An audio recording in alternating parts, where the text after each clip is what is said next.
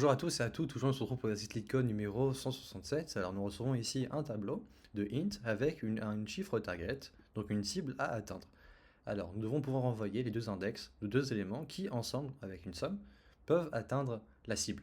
Par exemple ici nous avons 2,7, 2,7 est égal à 9, donc c'est bon, ces deux éléments correspondent bien à ce qu'on recherche. Il faudra renvoyer par contre leur index indexé sur 1. Donc ici 0 va passer à 1 et 1 va passer à 2.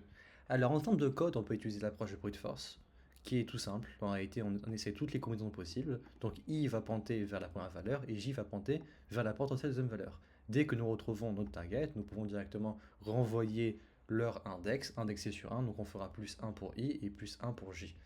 On peut aussi utiliser l'approche de binary search, donc recherche binaire. En quoi ça consiste? Très simplement, si jamais vous avez un tableau ici en ordre croissant, donc de 10 à 44, au début, nous allons avoir notre valeur de milieu qui sera 27. Imaginons que nous cherchons 33. On va prendre la valeur du milieu et essayer de voir notre 33, il se passe où par rapport à la valeur du milieu? À sa gauche ou à sa droite? Ici, il se retrouve à sa droite. Donc notre pointeur qui pointait avant sur gauche, ici sur 10 et sur 44, on pourra maintenant les pointer sur 31 et 44. Donc à chaque fois, nous allons diviser notre tableau par 2 jusqu'à arriver à notre valeur. Alors ici, c'est le même principe, sauf qu'ici, en réalité, on a deux valeurs à trouver pour arriver au but de l'exercice. Donc qu'est-ce qu'on fait? For i va pointer vers la première valeur potentielle. Et ici, TPMP, c'est la valeur qu'on recherche. C'est la différence qui nous manque pour arriver à notre target.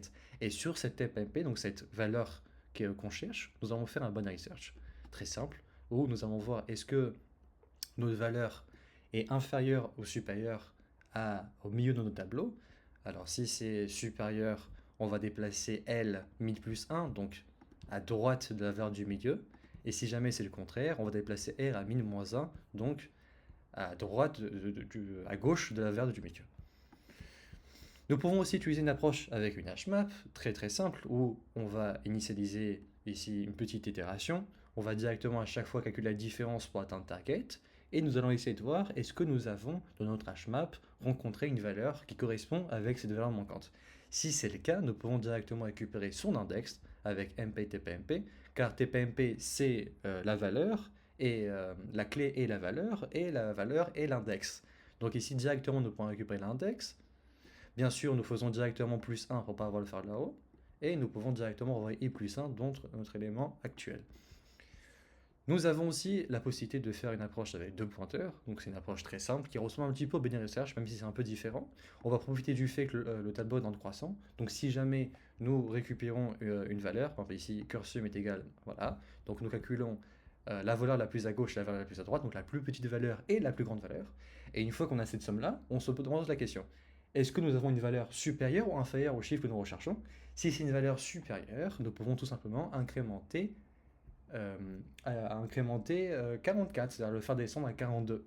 Car nous savons qu'en décrémentant notre pointeur R, donc en l'amenant vers la gauche, nous allons atteindre des plus petites valeurs. Et si jamais c'est le contraire, nous avons une somme inférieure à notre target, nous pourrons incrémenter i, donc le faire avancer sur la partie droite pour essayer de récupérer un nombre plus important. Donc c'est ce que nous faisons ici.